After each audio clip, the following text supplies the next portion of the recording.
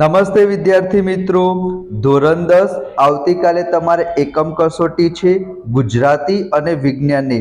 વિજ્ઞાનનો ઓલરેડી આપણે video upload કરી દીધો છે. આજે આપણે જોવાના છીએ ધોરણ 10 ગુજરાતી. કાલે જે તમારી એકમ કસોટી છે, જે 4 ચેપ્ટર આવવાના છે, એના મોસ્ટ ઇમ્પોર્ટન્ટ પ્રશ્ન. પણ એના કરતાં પણ ઇમ્પોર્ટન્ટ શું છે વિદ્યાર્થી મિત્રો, આવતા મહિને તમારી પ્રથમ પરીક્ષા આવશે. તમે ગુજરાતની કોઈ પણ સ્કૂલમાં ભણતા હશો વિદ્યાર્થી મિત્રો, તમારા માટે મેં સરસ મજાની અલગથી પ્લેલિસ્ટ બનાવેલી છે. એમાં ગણિત વિષયના, વિજ્ઞાન વિષયના, સામાજિક વિજ્ઞાન વિષયના દરેક ચેપ્ટરના 6 થી 7 મોસ્ટ ઇમ્પોર્ટન્ટ પ્રશ્ન શેર કર્યા છે. કયા ચેપ્ટરમાંથી કેટલા માર્ક્સનો પૂછાશે અને કયા પ્રશ્નો પૂછાશે, બધું જ તમને મળી રહેશે સોલ્યુશન અને સંપૂર્ણ સમજૂતી સાથે. તો તમારે શું કરવાનું છે વિદ્યાર્થી મિત્રો, ફટાફટ વિડીયોને લાઈક કરી ચેનલને સબસ્ક્રાઇબ કરી દેજો. હવે વિદ્યાર્થી મિત્રો, જે તમારે કાલે પેપર છે ગુજરાતીનું એકમ કસોટીનું 12 તારીખે ગુરુવારે, તો એમાં આપણી પાસે 4 ચેપ્ટર છે, 8, 9, 10, 11. 8મું ચેપ્ટર છત્રી, 9મું ચેપ્ટર, 10મું ચેપ્ટર, 11મું ચેપ્ટર. આ 4 ચેપ્ટરનું તમારી પરીક્ષામાં પૂછાશે. તો કયા પ્રશ્ન કરવાના છે બધી જ માહિતી હું તમારી સાથે શેર કરું છું. ફરી એક વખત કહી દો વિદ્યાર્થી મિત્રો, વિડીયોને લાઈક કરી ચેનલને સબસ્ક્રાઇબ હમણાં કરી દો. સૌથી પહેલા વિદ્યાર્થી મિત્રો, તમારે શું કરવાનું છે, સ્ક્રીનશોટ લઈ લેજો. બરાબર, અહીંયા તમે જોઈ શકો છો વિદ્યાર્થી મિત્રો, છત્રી, 9મું, 10મું અને 11મું. આ જે તમારા 4 પ્રકરણ છે, એનો સાહિત્ય પ્રકાર શું છે, હાસ્ય નિબંધ, ઉર્મી ગીત, નિબંધ અને ઉર્મી કાવ્ય. અને એના પછી આને થોડુંક આપણે સાઈડમાં લઈ જાઓ વિદ્યાર્થી મિત્રો, અને એમના જે કવિ છે, બરાબર, રતિલાલ બોરીસાગર, હરીન્દ્ર દવે, મહેન્દ્રસિંહ પરમાર અને કલાપી. આ 4 પ્રકરણ, એનો સાહિત્ય પ્રકાર અને કયા મતલબ શેનામાંથી લેવામાં આવ્યું છે એ પણ તમારી પરીક્ષામાં પૂછાઈ શકે છે. અને પાઠના કવિનું, એટલે કે કાવ્ય હોય તો કવિ અને પાઠ હોય તો લેખક, એનું નામ. આનામાંથી તમારી પરીક્ષામાં 100% પૂછાશે. તો આનો સ્ક્રીનશોટ લઈ લેજો વિદ્યાર્થી મિત્રો. બરાબર, હવે આપણે પ્રશ્નોના જવાબ જોઈએ. તો સૌથી પહેલા આપણે છત્રી ચેપ્ટરના બધા જ મોસ્ટ ઇમ્પોર્ટન્ટ પ્રશ્ન જોઈ લઈએ. તમે સ્ક્રીનશોટ લઈ લેજો, તમારે આનામાંથી જ પૂછાશે. બરાબર, તો અહીંયા શું લખ્યું છે, દુકાનદારે સ્મિત કર્યું, મેં પણ સામું સ્મિત કર્યું. તો અહીંયા વિદ્યાર્થી મિત્રો જવાબ શું આવશે, વિકલ્પ છે. લેખક છત્રી ખોઈને ફરી છત્રી લેવા આવ્યા હતા. બરાબર, ચલો એના પછી બીજો MCQ છે, લેખક છત્રી લેવા રાજકોટ જવાની વાતમાં મક્કમ રહ્યા કારણ કે તે બીજાની પ્રામાણિકતાની કદર કરવા ઈચ્છતા હતા. તો આ 2 વિકલ્પ છે જે તમારી પરીક્ષામાં પૂછાઈ શકે છે. એના પછી એક વાક્યમાં ઉત્તર છે કે દુકાનદારે લેખકને કઈ સલાહ આપી. તો લેખકને દુકાનદારે સલાહ આપી કે તેમની પાસે ટકી રહે તેવો ઉપાય શોધી કાઢવો.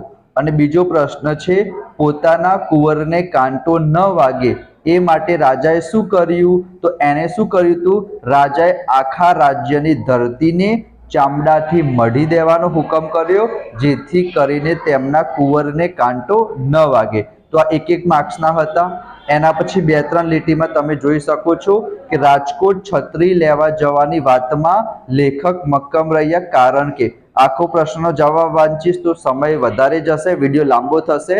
તો તમારા માટે હું વાંચતો નથી, તમે સ્ક્રીનશોટ વિદ્યાર્થી મિત્રો લઈ લેજો. અને બીજો પ્રશ્ન છે કે રાજકોટ છત્રી લેવા જવાની વાત સૌને મૂર્ખાઈ ભરી લાગતી હતી કારણ કે. તો એનો આન્સર પણ વિદ્યાર્થી મિત્રો તમે જોઈ શકો છો, સ્ક્રીનશોટ લઈ લેજો. અને એના પછી છત્રી ન ખોવાય એ માટે લેખકને કેવી સલાહો મળી હતી. તો મોસ્ટ ઇમ્પોર્ટન્ટ પ્રશ્ન છે, એનો જવાબ પણ તમે જોઈ શકો છો. અહીંયા તમારે ઘણા બધા પોઈન્ટ લખવાના છે. આ 3 પોઈન્ટ છે, સ્ક્રીનશોટ તમે લઈ લેજો. બરાબર, એના પછી આ ચોથો પોઈન્ટ પણ છે. ટોટલ 4 પોઈન્ટ આપેલા છે, તમારે 4 પોઈન્ટ લખવાના.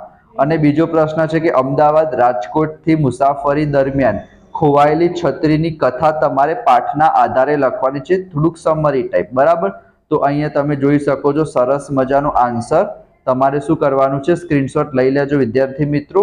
2 પેરેગ્રાફ છે, તમે પેરેગ્રાફમાં લખી દેજો. બરાબર, તો આ છત્રી ચેપ્ટરના મોસ્ટ ઇમ્પોર્ટન્ટ પ્રશ્ન હતા, તમારે આનામાંથી પૂછાશે. એના પછીનું ચેપ્ટર આપણે લઈએ, માધવને દીઠો છે ક્યાંય. બરાબર, તો એનું સ્વાધ્યાય આપણે સ્ટાર્ટ કરીશું. બરાબર, તો એના 2 ઇમ્પોર્ટન્ટ વિકલ્પો કે રાધાની આંખમાં ઉદાસી હોવાનું કારણ તો કૃષ્ણ માટેનો વિરહ, અને કવિ કોના ઉડતા આવવાની ઈચ્છા વ્યક્ત કરે છે તો એનો જવાબ આવશે મોર પીંછ. એના પછી બીજા બે પ્રશ્ન છે, તમે અહીંયા એક એક વાક્યના જે એક એક માર્ક્સમાં પૂછાઈ જાય. તો પાતાળમાં કોણ હરખાય છે? હરિવર. અને માર્ગની ધૂળને કવિ શું પૂછે છે તો તમે મારા માધવને ક્યાંય દીઠો છે. બરાબર. એના પછી 2-3 લીટીના આન્સર પણ તમે જોઈ શકો છો, 2 છે, સ્ક્રીનશોટ લઈ લેજો. બરાબર. અને 7-8 લીટીમાં અહીંયા માધવને મેળવવા માટેની સૂરની તીવ્ર ઉત્કંઠા તમારા શબ્દોમાં લખો.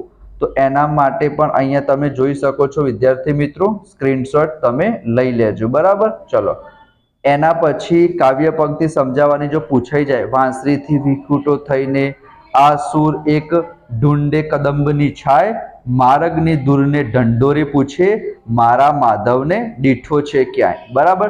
તો આ માધવને દીઠો છે ક્યાંય ચેપ્ટરના મોસ્ટ ઇમ્પોર્ટન્ટ પ્રશ્ન. એના પછી તમારું છે ડાંગવનો અને. બરાબર. તો એ ચેપ્ટરના 2 વિકલ્પો, અંકલેશ્વરને મિત્રો મજાકમાં શું કહેતા? ગંદકેશ્વર. એના પછી બીજો છે શેના કારણે સાગના ઝાડ શણગારેલા લાગે છે તો આજ્ઞાના કારણે. એના પછી 1-2 વાક્યના એક એક શબ્દના કે શાના માનમાં આદિવાસીઓ ફટાકડા ફોડતા? મૃત્યુના માનમાં. અને ગિરિમારાનો ધોધ કઈ નદી પરથી પડતો હતો? ગિરિમારાનો ધોધ ગીરા નદી ઉપરથી પડતો હતો. 2-3 વાક્યોના પણ તમે જોઈ શકો છો વિદ્યાર્થી મિત્રો, સ્ક્રીનશોટ લઈ લેજો. લેખકની મુસાફરી યાત્રા બની રહેતી કારણ કે, અને બીજા નંબરનો પ્રશ્ન. બરાબર. આનામાંથી જ તમારા કોઈ પણ, કારણ કે વિદ્યાર્થી મિત્રો તમે ગુજરાતની કોઈ પણ સ્કૂલમાં હશો, તમારા સર ઉપર ડિપેન્ડ કરે છે કે કયા પ્રશ્નો પૂછવા. તો આનામાંથી જ કોઈ પણ પ્રશ્ન પૂછાશે. આહવાની વન સંપદના મનોહર રૂપનું વર્ણન કરો. તો સ્ક્રીનશોટ વિદ્યાર્થી મિત્રો લઈ લેજો. આ ડાંગવનું હતું. અને લાસ્ટમાં છે વિદ્યાર્થી મિત્રો શિકારીને. તો શિકારીને ચેપ્ટરમાંથી પણ તમે જોઈ શકો છો, પંખીને પામવા કવિ શું કરવાનું કહે છે તો પંખીના ગીતને સાંભળવાનું. કવિ નીચેનામાંથી કયો સંદેશો આપે છે? સંહાર કરવાનું રહેવા દે. એના પછી એક વાક્યના તમે જોઈ શકો છો, કવિની દ્રષ્ટિએ પક્ષી ક્યાં જોવા મળશે તો પક્ષી એના મધુર ગીતોમાં જોવા મળશે. અને શું કરવાથી પક્ષીનું માત્ર સ્થૂળ શરીર જ મરે છે તો શિકાર કરવાથી. 2-3 વાક્યોમાં જોવા જઈએ તો સૃષ્ટિનું સૌંદર્ય કવિને ક્યાં ક્યાં જોવા મળે છે એનો તમે સ્ક્રીનશોટ લઈ લો. અને આ મોસ્ટ ઇમ્પોર્ટન્ટ છે, પક્ષીને પામવા કવિ શું કરવાનું કહે છે. અને 7-8 લીટીમાં છે કે કવિ શિકારીને કઈ શિખામણ આપે છે. સ્ક્રીનશોટ તમે સરસ મજાનો લઈ લેજો. અને સૌંદર્ય વેડફી દેતા નાના સુંદરતા મળે, સૌંદર્ય પામતા પહેલા સૌંદર્ય બનવું પડે. આ સરસ મજાની પંક્તિ છે, તો તમે સ્ક્રીનશોટ લઈ લેજો. તો આપણે વિદ્યાર્થી મિત્રો જે 4 ચેપ્ટર હતા, 11મું ચેપ્ટર, 10મું ચેપ્ટર, 9મું ચેપ્ટર અને 8મું ચેપ્ટર, આ 4 ચેપ્ટરના મોસ્ટ ઇમ્પોર્ટન્ટ પ્રશ્ન, સ્વાધ્યાયના બધા જ પ્રશ્નો આવી ગયા વિદ્યાર્થી મિત્રો. અને વિજ્ઞાનની પણ આપણે ઓલરેડી પ્લેલિસ્ટ બનાવેલી છે. વિજ્ઞાનની એકમ કસોટીનું પેપર છે તો એના ઉપર પણ વિડીયો બનાવેલો છે. પ્રથમ પરીક્ષા માટે અલગથી પ્લેલિસ્ટ બનાવેલી છે. આ બધી જ વસ્તુ તમે કરી દેજો, તમારા ખૂબ જ સરસ માર્ક્સ આવશે. તો મળીશું આપણે નેક્સ્ટ વિડીયોમાં. ત્યાં સુધી જય Shri Krishna, Radhe Krishna. Thank you so much.